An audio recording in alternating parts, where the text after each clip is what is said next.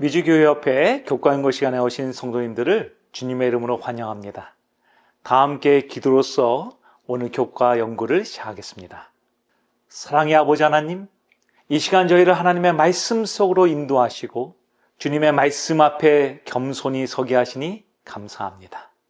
저희가 오늘 십계명이라는 위대한 진리를 나누려고 하오니 성령님께서 저희의 마음을 열어주시고 저희의 귀를 열어주셔서 하나님의 말씀을 온전히 이해하게 축복하여 주시옵소서. 그래서 주님께서 주신 이 10개의 말씀이 명령이 아니라 구원의 은혜로 시작하신 주님의 크신 사랑임을 깨닫게 하여 주시옵소서. 말씀이 선포될 때에 우리의 영혼이 새로워지고 우리의 삶이 주님의 뜻대로 변화되길 소망합니다. 주님께서 저희와 함께하여 주시옵소서. 이 모든 말씀 우리를 사랑하시는 예수 그리스도의 이름으로 간절히 기도드리옵나이다. 아멘. 오늘 화요일 교과 연구의 주제는 십계명을 주신 은혜입니다. 우리는 보통 십계명이라고 하면 하지 마라, 해라와 같은 딱딱한 명령들을 떠올리기 쉽습니다. 하지만 십계명의 시작은 명령이 아니었습니다. 하나님께서는 십계명을 선포하실 때에 먼저 당신의 위대한 이 구원의 사건을 선포하십니다. 출애굽기 20장 2절은 이렇게 말합니다. 나는 너를 애굽 땅 종되었던 집에서 인도하여 낸 내 하나님 여호와니라. 여러분, 이 말씀은 십계명의 서문이자 가장 중요한 토대입니다. 이스라엘 백성들은 400년이 넘는 시간 동안 애굽에서 노예로 살았습니다. 그들은 자유도 희망도 없는 절망의 상태였습니다. 그런 그들을 하나님께서 친히 찾아오셔서 기적적인 방법으로 해방시키시고 자유를 선물해 주셨습니다. 바로 이 은혜가 십계명의 출발점입니다. 주님은 먼저 십계명 가운데 거하는 자기 자신을 여호와, 즉 야훼라고 선포하십니다. 이는 나는 스스로 있는 자라는 의미를 가진 하나님의 존재론적인 자기 선포이자 그분의 언약적인 신실성을 드러내는 이름이었던 것이죠. 하나님께서 애굽의 노예였던 이스라엘에게 이 이름을 밝히신 것은 그들이 섬기던 애굽의 수많은 신들과는 근본적으로 다른 유일하고 살아계신 하나님이심을 선포한 것입니다. 이 부분을 강조함으로써 이 십계명이 우상숭배의 세상 속에서 유일하신 하나님께 대한 헌신을 요구한다는 것을 우리는 깨닫게 되는 것이죠. 또한 주님은 애굽 땅 종되었던 집이라고 표현하십니다. 이것은 당시에 이스라엘 백성들이 처해 있었던 상황을 그분의 언약 가운데 기록하신 것입니다. 이 표현은 단순한 지리적 사회적 상황을 넘어서 이 죄와 사망의 권세에 매여 있던 인간의 이 영적 상태를 상징하고 있는 것이죠. 하나님께서 이스라엘을 구원하신 행위는 장차 예수 그리스도를 통해서 이 모든 인류를 죄의 속박에서 해방하실 이 구원을 상징하고 있다는 것을 의미하고 있는 것이죠. 즉 하나님께서는 먼저 우리를 향한 당신의 사랑과 은혜를 이 계명을 보여주기 전에 먼저 나타내신 것입니다. 그 후에 당신의 뜻을 계명을 통해서 말씀하십니다.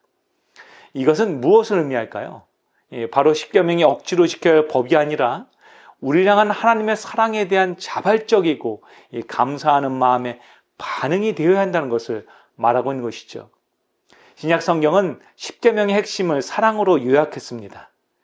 바울은 말하기를 사랑은 율법의 완성이라고 말하였습니다.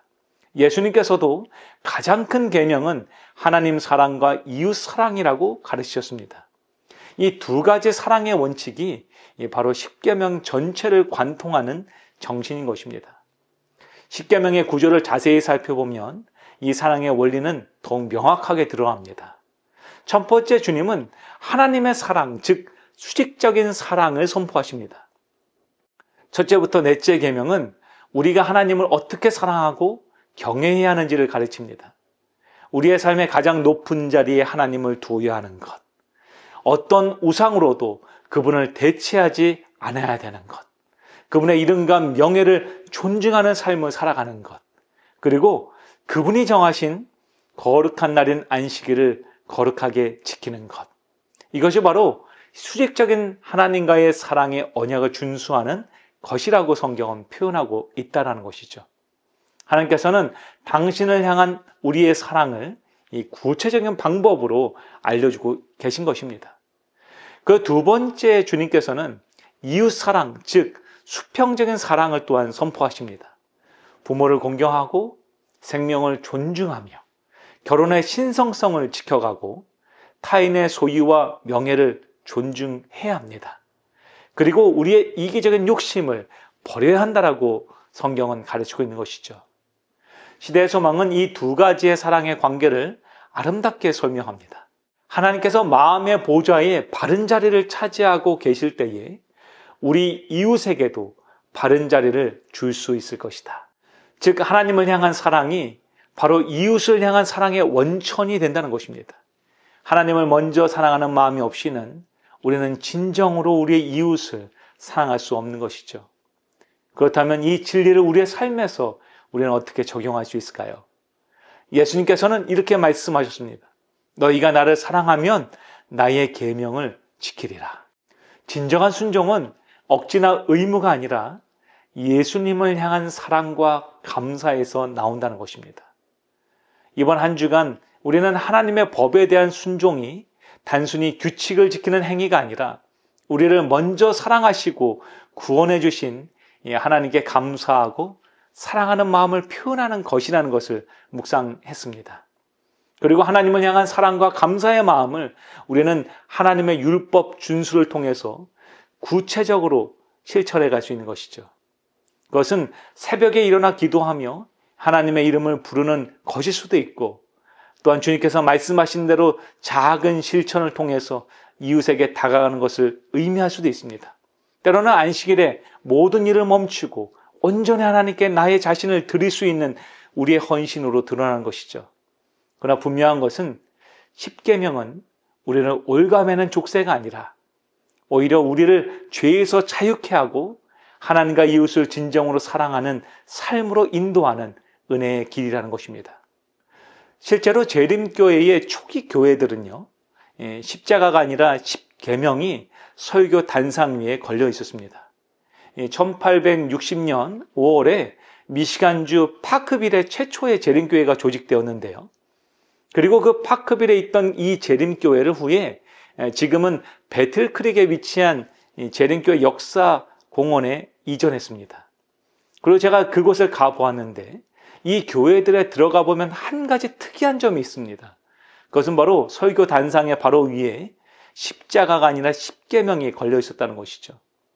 그리고 그 이유를 안내하시는 교수님을 통해서 설명 듣게 되었는데, 그분은 말씀하시기를 그것은 재림교회가 율법주의적인 교회이기 때문이 아니라 하나님의 성품을 가장 잘 드러내는 하나님의 말씀, 언약이었기 때문에 십계명을 가운데 두었다라고 말씀하셨습니다.